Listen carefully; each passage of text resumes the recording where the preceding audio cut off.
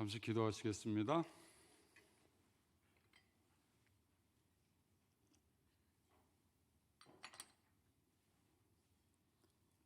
자비하신 아버지 하나님 감사드립니다. 이 귀한 주일날 하나님의 귀한 자녀들 모이게 하셨고 예배하게 하시오며 하나님 앞에 은혜 받게 하시니 감사를 드립니다. 주의 귀한 자녀들에게 하나님의 하늘의 축복을 내려주시었고 성령의 충만함으로 늘 새로움과 거듭난 삶을 통하여 주의 깊은 은혜를 경험하는 주의 자녀들 삼아 주옵소서. 우리 주 예수님의 이름으로 아버지께 기도드리옵나이다.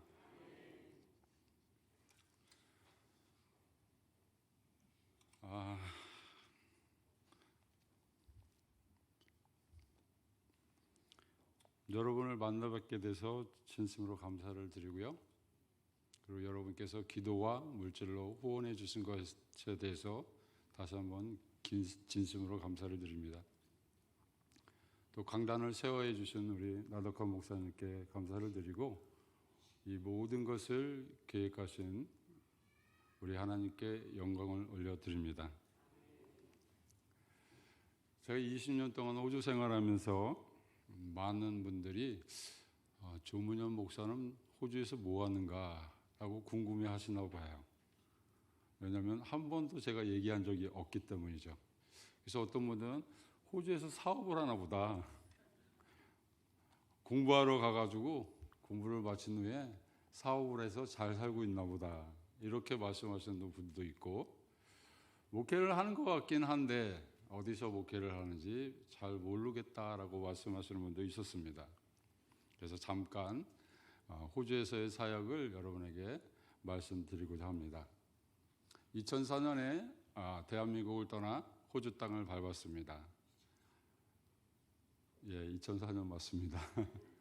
그리고 2009년에 영주권을 따고 2011년에 시민권 시험을 통과해서 시민권을 받고 2015년에 개척을 했습니다. 그동안 10년 정도 부교육자 사역을 감당했고요.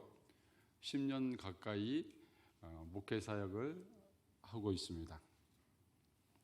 제가 2004년에 호주를 처음으로 방문했을 때 신세계가 열렸습니다. 왜냐하면 한국과는 정반대의 삶을 살아가야 하기 때문이었죠. 호주라는 곳은 다녀오신 분들은 아시겠지만 한국과는 지리적으로도 상반된 지역에 있습니다. 호주는 남반부에 있고요. 한국은 북반부에 있습니다. 지금 한국은 여름을 향해 가고 있지만 호주는 겨울을 향해 가고 있습니다. 지금 이 5월달이 가장 저에게는 따뜻한 달입니다. 반팔을 입고 거리를 활보해도 전혀 춥지가 않아요. 저희 어머니는 춥다 감기 걸린다라고 얘기를 하지만 저는 전혀 그렇지 않습니다. 그래서 너무 좋아요. 지금 5월달이. 왜냐하면 저는 11월달에서 1월달 사이에만 한국을 계속 방문했다가 처음으로 5월달에 방문하니까 너무 기쁩니다. 그리고 지금 5월달이 가정의 달이다라고 우리가 지키고 있지 않습니까? 가정의 달에 오니까 어린이들 축복하고 어버이를 축복하고 스승을 축복하는 그러한 귀한 달이기 때문에 더 기쁘지 않았나 싶습니다. 근데 호주의 삶은 정반대의 삶을 살 수밖에 없었고, 비근한 예로 스위치 하나를 눌러도 한국은 올려야 되지만 우리는 내려야 됩니다. 운전대도 좌측에 있지 않고 오른쪽에 있어서 좌측 통행을 해야 합니다.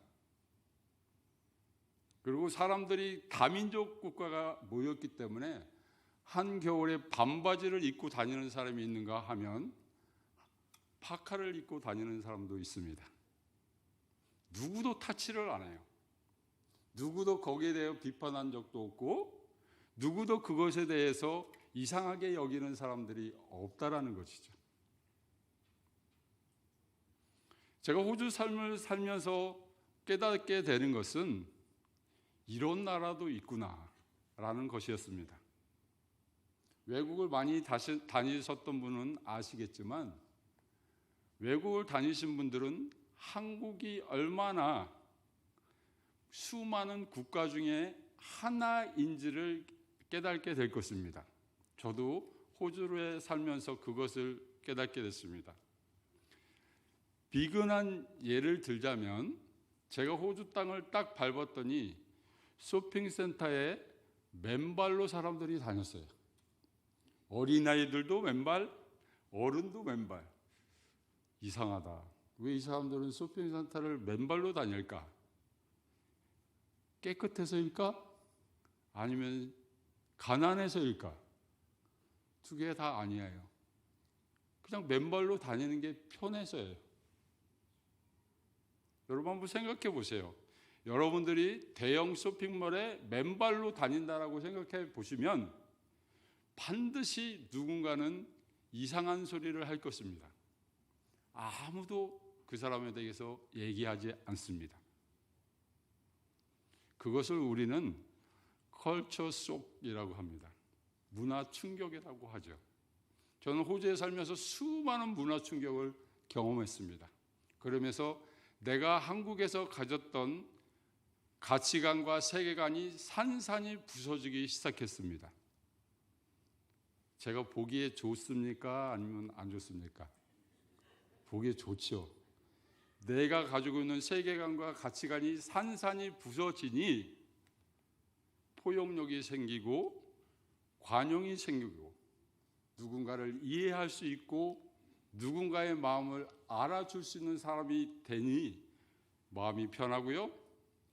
속병이 있었던 것이 나아지게 되고 하나님의 세계는 진짜 다양하구나. 그 마음을 갖고 세상을 보니 미운 것이 점점 줄어듭니다. 저건 아니야 라고 얘기했던 것이 점점 사라지게 됩니다. 그러면서 저것도 있을 수가 있고 이것도 있을 수가 있구나. 하나님은 획일화된 세상을 만든 것이 아니라 다양한 세상을 만드셔서 다양한 인종과 다양한 사람들과 다양한 문화와 관습과 제도를 만들어 주셔서 그 가운데 사람들을 살게 하시고 그 가운데 하나님을 경배하게 하셨구나라는 것을 느끼게 되었습니다. 제가 2015년에 개척을 했습니다. 호주에서는 예배당 구하기가 하늘의 별 따기만큼 어렵습니다. 그동안 수많은 이민자들이 호주 땅에 와서 개척을 했는데 더 이상 개척할 장소를 빌리는 것이 어려웠어요. 그래서 학교에다 수많은 초등학교, 중고등학교에다 이메일을 보내서 내가 이 주일날 당신네 장소를 빌리기 원합니다라고 이메일을 보냈는데 예스하는 곳이 한 군데도 없었어요. 수많은 교회 예배당에 이메일을 다 보냈는데 예스하는 곳도 한 군데도 없었습니다. 그만큼 이민자들이 많이 왔고 이민교회들이 많이 세워졌다는 것을 의미합니다. 하나님 나라는 확장됐는데 정작 예배를 드릴 장소는 구하기가 어렵다는 뜻이겠죠. 그래서 어쩔 수 없이 발품을 팔아야 되겠다. 그래서 앵글리칸 처치, 바프티스트 처치, 메소드 처치, 온갖 교파의 예배당을 다 방문했습니다. 될 것 같으면서도 끝끝내는 우리는 회의를 열었더니 반대하는 사람이 있어서 안 되겠습니다 라고 하는 그런 통보를 수없이 받았어요. 좌절했겠습니까? 아니요. 좌절 안 했죠. 또 가고 또 가면서 느낀 것이 한 가지가 있습니다. 수많은 교단과 교파가 예배를 드리는데 내가 한국에서 드렸던 장로교 합동 측의 예배는 없었습니다. 어떤 교회는요 뜨겁게 찬양하는 교회, 어떤 교회는 목사님이 설교하다가 설교를 끊고 갑자기 기도를 합니다. 그룹을 딱 지어서 기도를 시켜요. 그리고 나서 그 기도가 끝나면 다시 또 설교를 해요. 어떤 교회는요, 봉고를 갖다 놓고 우당탕탕탕 퉁탕탕 하면서 찬양을 합니다. 충격이었습니다. 저렇게도 예배를 드리는구나. 또 어떤 교회는 어린아이부터 노년에 이르기까지 완전 정장을 입습니다. 남자는 양복, 여자는 양장. 그것도 충격이었어요. 여러분, 왜 외국에 살면 마음이 넓어지고 이해하력이 더 넓어지고 생각하는 깊이가 더 깊어지는지를 살아보니 느끼게 됩니다. 그러면서 생각 드는 것은 내가 가진 이 가치관과 세계관을 버리지 않으면 나는 이곳에서 살 수 없겠구나라는 결론을 내리게 됐습니다. 사랑하는 영광의 성도 여러분, 저는 여러분에게 부탁을 드리기를 원합니다. 여러분의 가치관과 여러분의 세계관은 한국에서만 적용이 돼요. 여러분이 외국에 나가서 그 가치관과 세계관을 적용을 시키려고 한다면 반드시 문제를 직면하게 되고 고통을 겪을 수밖에 없다라는 것을 인식하시기 바랍니다. 그렇다면 이 한국에서 어떻게 사는 것이 복된 삶이냐라고 묻는다면 여러분의 가치관과 세계관을 무너뜨리고 예수 그리스도가 주신 복음의 진리의 가치관으로 여러분을 무장시켜야 한다는 것입니다. 이것이 제가 호주 생활을 하면서 반대의 삶을 살면서 겪은 문화 충격이며 삶의 태도로 바뀐 것을 여러분에게 고백드리고 싶습니다. 여러분, 제가 항상 새로운 곳에 가서 말씀을 증거할 때 질문을 던집니다. 신구약 성경의 핵심 주제가 무엇입니까? 라고 물어봅니다. 그러면 어떤 분들은 복음입니다, 구원입니다, 예수 그리스도이십니다 라고 말씀을 하죠. 근데 신구약 성경의 핵심 주제는 하나님 나라입니다. 예수 그리스도를 통한 하나님 나라, 그 하나님 나라를 성취하시기 위해 하나님께서는 구약 시대 때부터 준비하시고 신약 시대 때 예수 그리스도의 성육신 초림을 통해서 하나님 나라를 이루셨고 영원한 하나님 나라는 예수님의 재림으로 말미암아 도래할 것입니다. 여러분이 살아가는 이 세상은 하나님 나라의 모형일 뿐이고 하나님 나라를 향하여 가는 디딤돌이며 받침돌임을 생각하신다면 여러분의 생각은 더 넓어지고 더 깊어질 수 있음을 말씀드립니다. 하나님의 나라는 예수 그리스도 중심으로 사는 나라입니다. 그래서 세상 나라와는 약간 차원이 다릅니다. 어찌 보면 이상적인 나라일 수도 있고 어찌 보면 그 나라가 나의 삶 속에 구현될 때 여러분의 삶은 더 복될 수 있음을 깨달을 수 있는 나라인 것입니다. 우리 성경 말씀을 한번 볼까요? 고린도후서 5장 15절입니다. 다 같이 한번 읽겠습니다. 시작. 그가 모든 사람을 대신하여 죽으심은 살아있는 자들로 하여금 다시는 그들 자신을 위하여 살지 않고 오직 그들을 대신하여 죽었다가 다시 살아나신 이를 위하여 살게 하십니다. 하나님 나라의 삶은 나 자신을 위한 삶이 아니고 나를 위하여 죽으신 예수 그리스도를 위한 삶이다라고 분명하게 말씀하고 있습니다. 그런데 우리는 하나님 나라의 삶보다는 이 세상 나라의 삶의 목적을 두고 그 삶이 복되기를 원하며 끊임없이 분투하고 노력하고 열정을 쏟아붓습니다. 그래서 어떤 사람은 그것이 잘 이루어졌을 때 행복이다라고 생각하고 그렇지 않을 때는 불행의 연속이다라고 생각합니다. 그러나 우리 성도들에게는 행복도 영원하지 않고 불행도 영원하지 않은 하나님 나라를 살아가고 있는 삶임을 우리는 기억했으면 좋겠습니다. 소요리 문답의 1문에 이렇게 말씀합니다. 인간의 최고의 목적, 최고되는 목적이 무엇입니까? 답은 하나님께 영광을 영화롭게 하고 그분과 함께 즐거워하는 것입니다 라고 얘기합니다. 그것은 하나님을 영화롭게 영광스럽게 할 뿐만 아니라 그분의 말씀을 따라 내 인생을 그분의 뜻에 따라 살아가는 즐거움이 인간의 최고의 목적이다라고 얘기합니다. 이것이 하나님 나라의 삶의 기준인 것이죠. 그리고 여러분들도 배웠다시피 하이델베르크 요리문단 1문에는 살았거나 죽었거나 우리의 유일한 위로는 무엇입니까? 라고 질문합니다.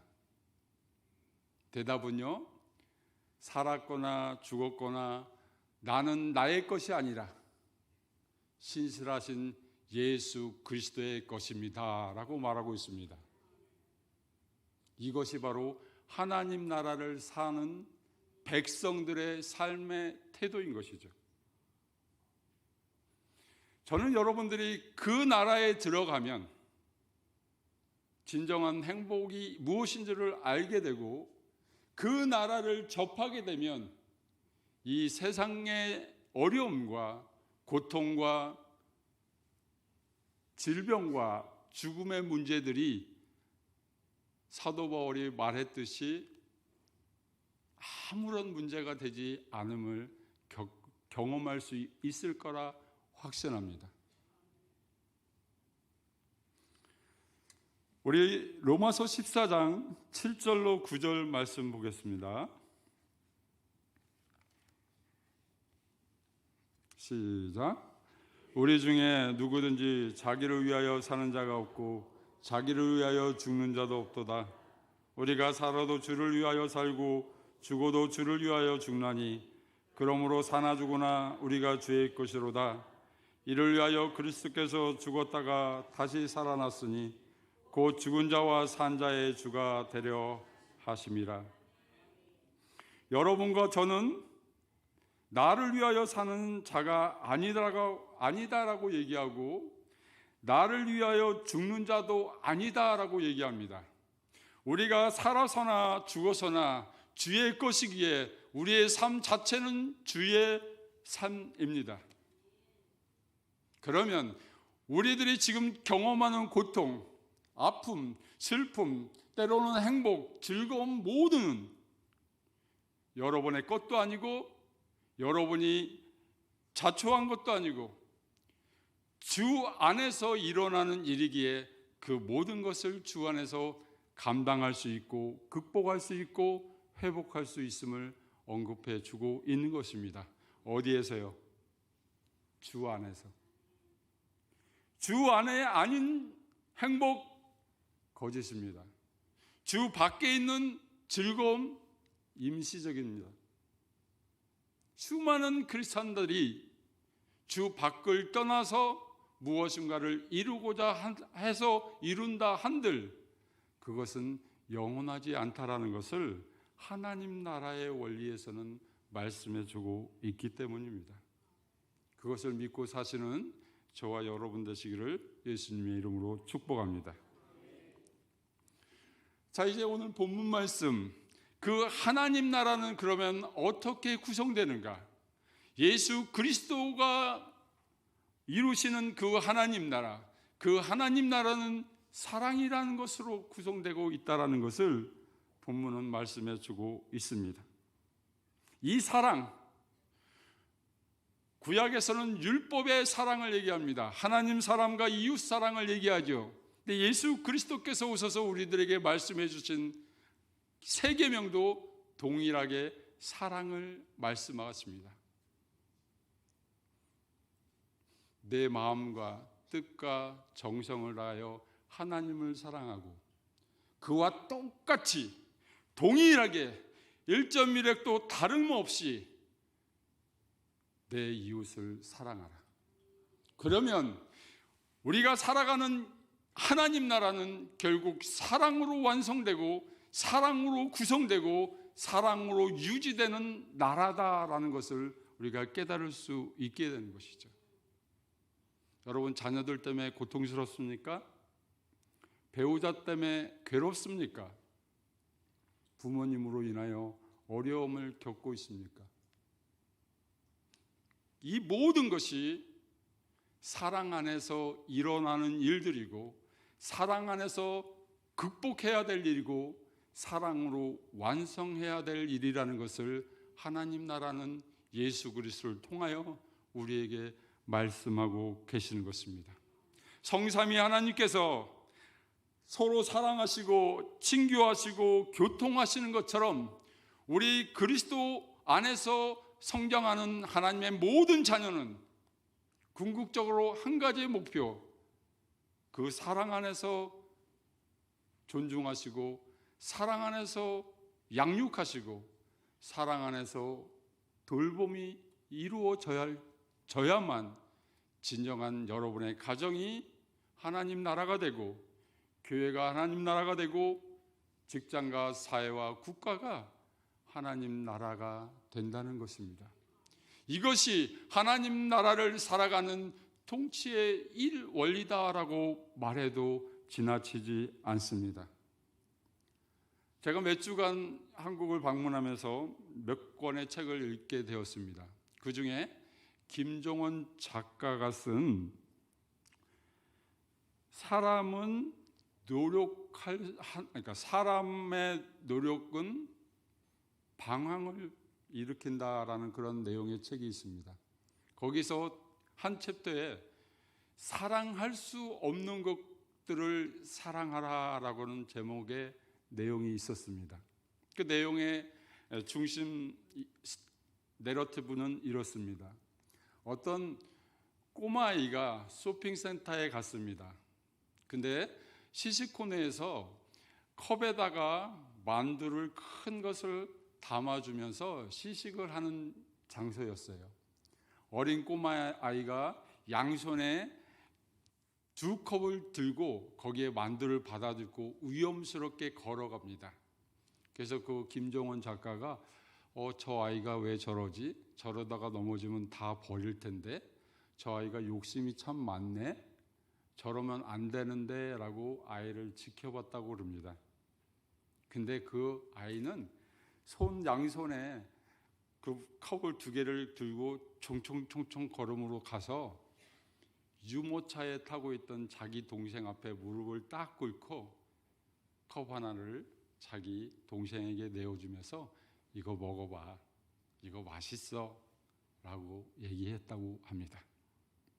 어른의 입장에서는 그 아이의 행동은 욕심스러울 정도의 욕심과 넘어지면 어떡할까라는 그런 불안감이 내포하는 시선으로 아이를 바라보았지만 그 들기에도 버거울 정도의 그 양손에 2컵을 들고 만두를 가지고 간 아이의 유일한 목적은 내 동생에게 이거 한번 먹여봐야지.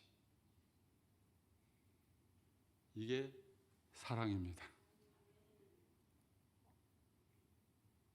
어른들은 이해할 수 없어요. 그 아이만 이해할 수 있어요. 내 동생 이거 먹이고 싶어서, 내 동생에게 이것을 주고 싶어서 아이들만 할 수 있는 사랑의 행동인 것입니다. 여러분, 여러분의 시각으로 보면 여러분의 자녀가 너무나 부족할 수도 있어요. 여러분의 자녀가 행동하는 모든 것이 근심 걱정일 수도 있어요. 여러분의 부모님들이 행하는 그 모든 행동과 언어와 행위가 여러분의 염려거리가 될 수 있습니다. 그러나 우리가 보지 못하는 시각이 있다는 것 결코 잊지 않았으면 좋겠습니다. 하나님은 그 시각으로 우리 한 심령 한 심령을 살펴보시고 그 시각을 통해서 어떻게 하면 하나님의 사랑을 전할 수 있을까? 어떻게 하면 그 하나님의 사랑을 전해받은 자들이 회복되고 고침받고 회개하고 하나님 앞에 돌아올 수 있을까? 하나님은 그것만 생각하고 계신다라는 것을 잊지 않았으면 좋겠습니다. 또 다른 책에서는 디트리 보네퍼라는 목사님이 이렇게 얘기합니다. 믿음으로 소망하라. 전적으로 사랑합시다. 그러면 세상을 이길 것입니다. 아멘이시죠? 우리는 하나님 나라를 살아가는 존재입니다. 여러분의 시각이 넓혀지기만 한다면 여러분은 그 하나님 나라에서의 삶이 얼마나 복되고 여러분의 근심, 걱정, 염려가 한낱 기후에 지나지 않는다라는 것을 경험하는 그 순간 그 하나님 나라의 그 사랑을 통해서 세상을 이길 수 있다라고 본회포 목사님은 말씀하셨습니다. 그러면서 하는 말, 사랑할 수 없는 것들을 사랑해 보라. 보지 못하는 것들을 보아라. 믿지 못하는 것들을 믿어봐라. 그러면 이 모든 것이 너의 것이 될 것이다 라고 얘기합니다. 사랑하는 성도 여러분, 율법도 사랑이고 복음도 사랑이고 십자가도 사랑이라면 우리는 그 사랑 안에 젖어 살고 있는 존재들입니다. 세상이 아무리 우리에게 안 된다라고 하고 못한다라고 얘기하고 그렇게 가면 안 된다라고 얘기할 때 하나님의 자녀만큼은 아니야.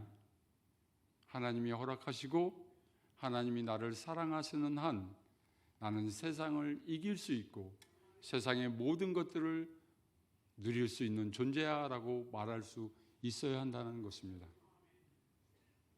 그것이 성도의 특권이고 성도의 자격임을 다시 한번 말씀드립니다.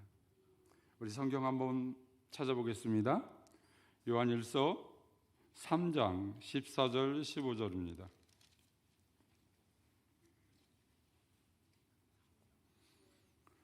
시작. 우리는 형제를 사랑함으로 사망에서 옮겨 생명으로 들어간 줄을 알거니와 사랑하지 아니하는 자는 사망에 머물러 있느니라. 그 형제를 미워하는 자마다 살인하는 자니 살인하는 자마다 영생이 그 속에 거하지 아니하는 것을 너희가 아는 바라. 우리가 하나님의 자녀다라고 누구나 대답을 하십니다. 그러나 그 안에 사랑이 있는가 없는가에 따라 하나님의 자녀인가 아닌가를 구분할 수 있는 증거가 14절, 15절 말씀입니다. 여러분, 우리가 일부 예배 때 어머니의 마음이라는 노래를 들었습니다. 혹시 댁에 가셔서 가족과 말다툼하신 분이 계십니까? 없으신 것 같아요.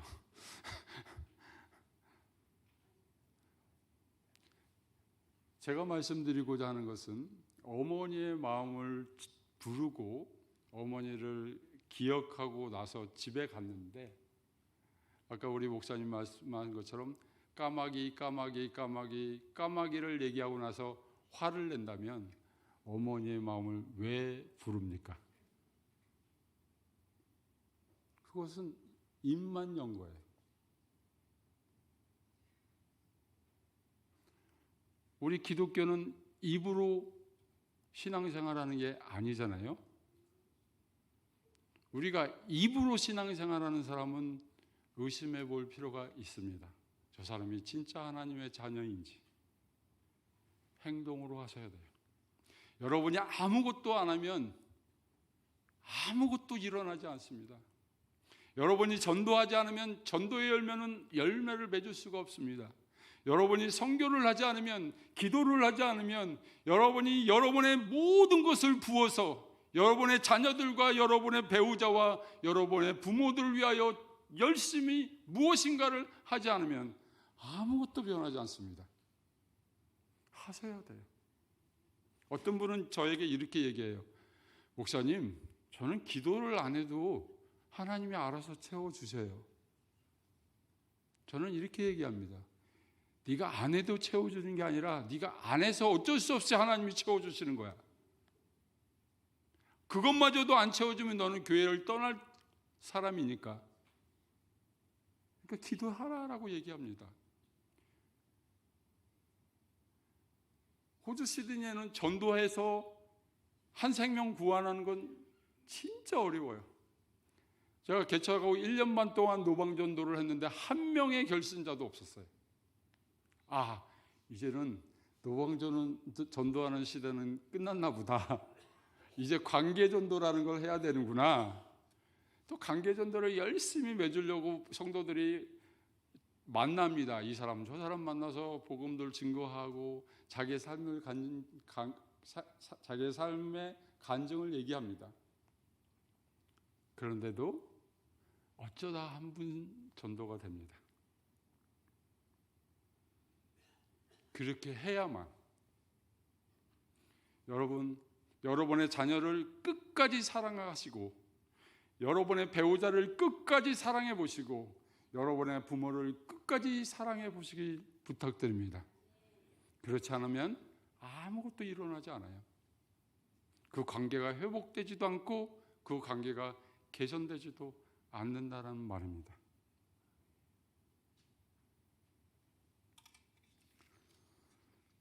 요한일서 3장 23절 24절에 예수 그리스도께서 우리에게 말씀하신 계명이 다시 한번 기록되어 있습니다. 시작.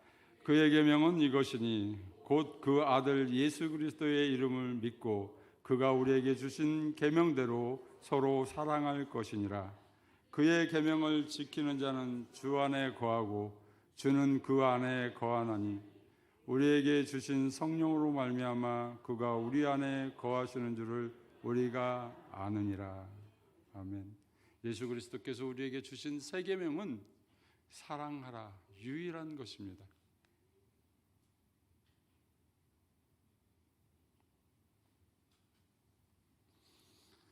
예수 그리스도의 이름을 믿고 그가 우리에게 주신 계명대로 서로 사랑하라. 5월 달에만 해당되는 계명이 아니에요. 우리 1년 12달 우리의 생 전체에 해당하는 계명이 서로 사랑하라. 사랑하면 상대방이 바뀌든지 내가 바뀌어요. 상대방이 안 바뀌면 내가 바뀌고 내가 안 바뀌면 상대방이 바뀌어요. 하나님의 원리는 그거예요. 둘 중에 하나를 바꿔주시려고 하는데 사랑조차 안 하면 아무것도 안 바꿔주십니다.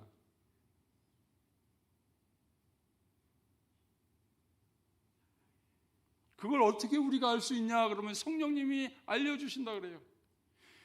너희들이 성령의 충만함을 받고 사랑하는 존재의 삶을 살아갈 때 그때 나는 하나님의 자녀이구나라는 것을 알게 되는 것이죠. 여러분이 아무리 나는 하나님을 사랑합니다. 나는 예수 그리스도를 믿습니다. 그래서 종교 행위를 합니다. 수없이. 그러나 어떤 사람은 확신이 없는 분도 있어요. 제가 호주에서 신학 공부를 할 때 이런 분이 있었어요. 평생을 신학 교수로 봉직했고 복음을 증거했어요. 근데 죽을 때 예수를 부인했어요. 그 친구가 고백하기를 깜짝 놀랐다. 어떻게 평생을 신학을 가르쳤고 복음을 증거했던 사람이 죽음의 임종 직전에 하나님은 없어 한마디 하고 운명을 달리했다라는 소식을 듣고 저도 깜짝 놀랐습니다. 근데 그럴 수 있어요. 믿겨지지 않으십니까? 그런 분들이 있어요, 사실.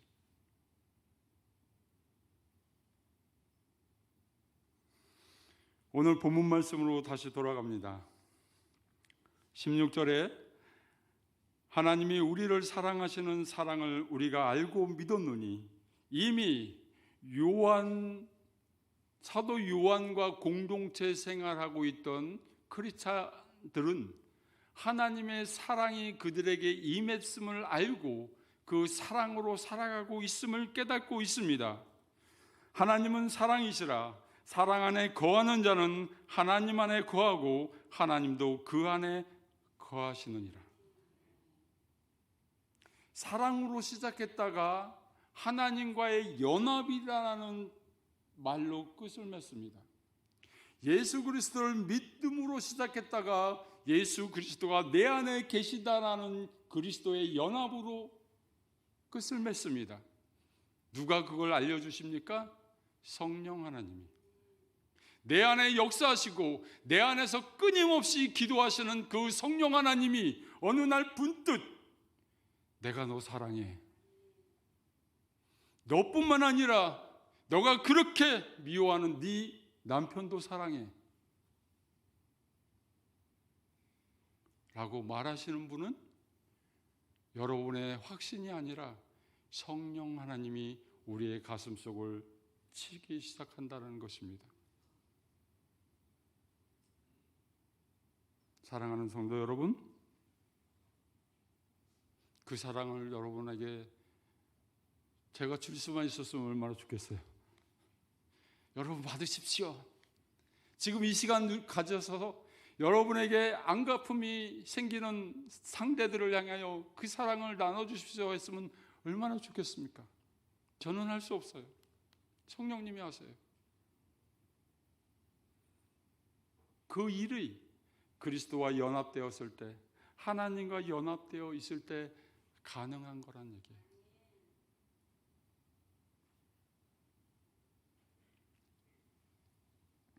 자, 우리 4장 20절 21절 보겠습니다. 시작.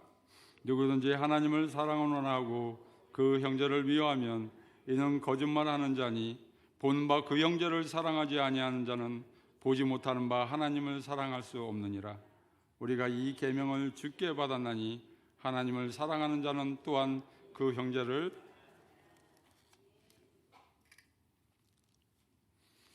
성경은 1.1획도 틀림이 없다라고 우리가 믿습니다. 그런데 우리의 믿음은 우리에게 유익하고 내가 지킬 수 있는 것만 믿게 됩니다.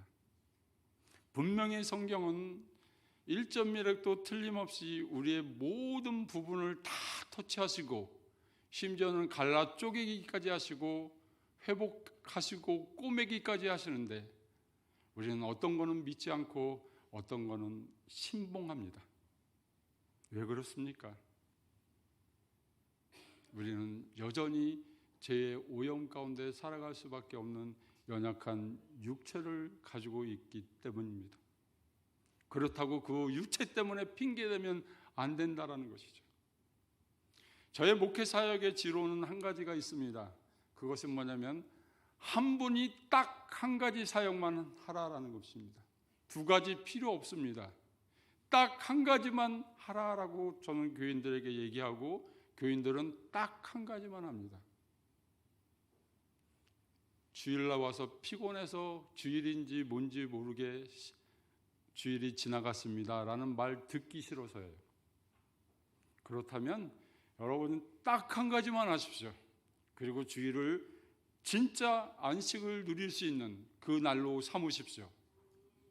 그러나 아무것도 하지 않으면 안식은 없습니다. 여러분 딱 한 가지 하세요.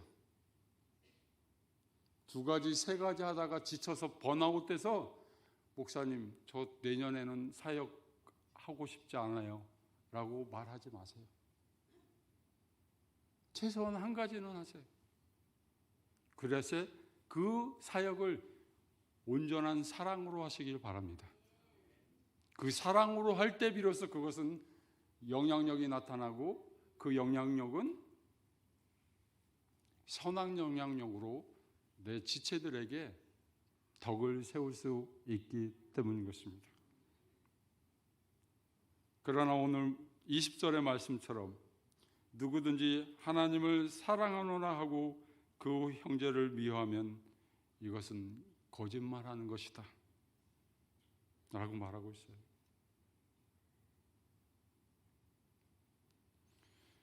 저는 오늘부터 여러분이 훈련하셨으면 좋겠어요.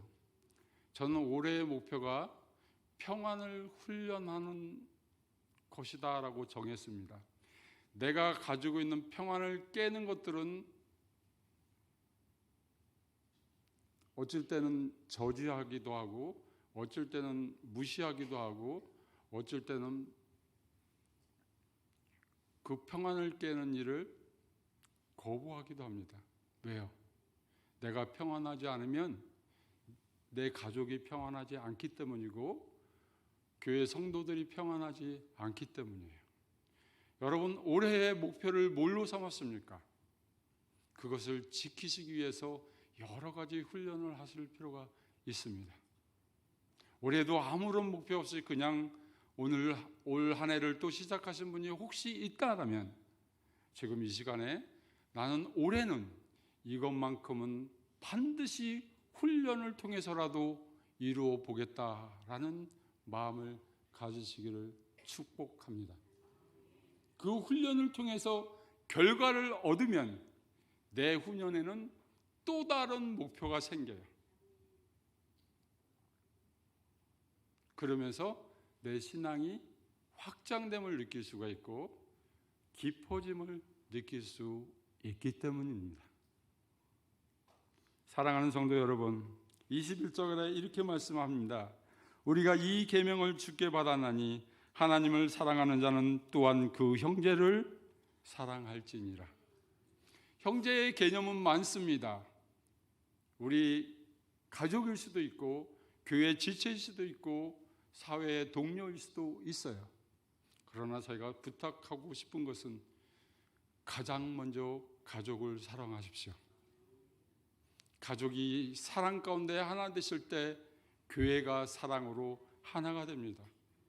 교회가 사랑으로 하나 될 때 지역사회에 영향력을 미치기 때문입니다. 거꾸로 하지 마세요. 사회에서는 진짜 보기 드문 선한 사람이고 사랑이 많은 사람인데 교회와 집에 와서는 그렇지 않다면 순서를 바꾸셔야 합니다. 대상을 바꾸셔야 해요. 왜 그렇습니까? 가정이 사랑 안에 있지 않으면 분열과 다툼과 분리가 일어나면 그것은 교회가 어려움을 겪게 되고 사회가 고난 가운데 처하게 됩니다. 많은 사람들이 이 세상은 1%가 세상을 다스린다, 1%가 세상을 리더한다라고 얘기하지만 저는 천만의 말씀이다라고 얘기합니다. 99%가 이 세상을 리더하고 99%가 이 세상을 이끌어간다라고 말하고 싶어요. 왜요? 하나님은 1%를 대상으로 사역하지 않기 때문입니다. 거기에 속지 마세요. 99%가 있기 때문에 이 세상이 운영되고 하나님은 그 99%를 통하여 1%의 잘남을 때로는 드러내기도 하시고 때로는 무너뜨리기도 하시는 하나님이기 때문인 것입니다. 그 하나님을 의지하는 여러분 되시기 바랍니다. 그 하나님을 사랑하시는 여러분 되시기 바랍니다. 그 하나님 안에서 사랑에 거하는 여러분 되시기를 예수님의 이름으로 축복합니다. 기도하겠습니다.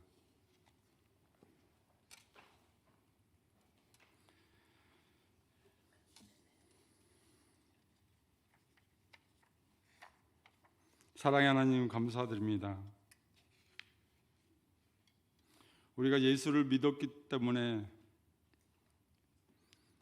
사랑하는 것도 아니고 구원받기 위해서 사랑하는 것도 아닙니다.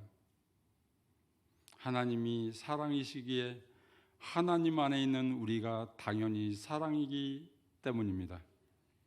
그 사랑을 전하지 않으면서 우리가 어찌 하나님 안에 거하는 자다라고 말할 수 있겠습니까? 우리의 연약함은 우리가 너무나 잘 알지만 하나님께서 우리 안에 사랑을 심어주셨고 그 사랑으로 살게 하여 주시니 감사를 드립니다. 그 사랑 잃지 않는 저희들 되게 하셨고 그 사랑을 통하여 가정과 교회와 사회와 국가가 세워지는 귀한 능력의 사랑하는 자들이 되게 도와주옵소서. 예수님의 이름으로 아버지께 기도드리옵나이다.